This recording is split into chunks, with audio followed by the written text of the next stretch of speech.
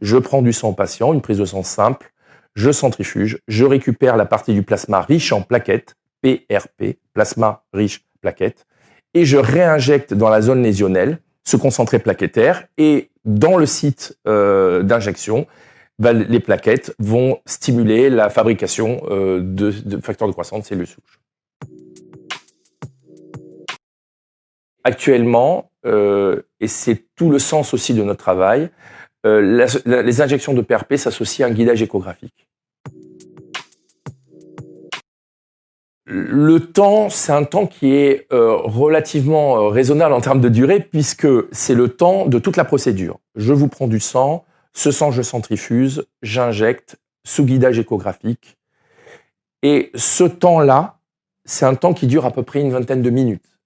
Donc, tout va se faire dans le même temps et le patient repart sur ses pieds, que ce soit la gonarthrose, que ce soit une injection de tendon.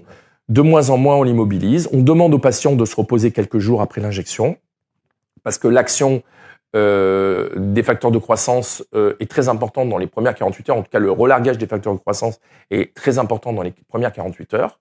Et puis, ils vont reprendre leur activité progressivement. Donc, c'est un traitement assez fonctionnel.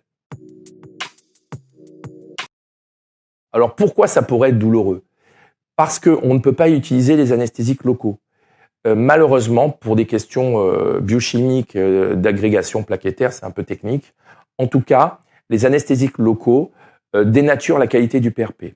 Moi, j'ai de très bons résultats avec l'hypnose. Les gens sont un peu réfractaires, mais il y a beaucoup de gens qui se laissent emporter dans la séance d'hypnose et qui ont donc ces injections sans aucune douleur, en gardant un souvenir plutôt agréable du moment où on a injecté, ce qui est assez surprenant.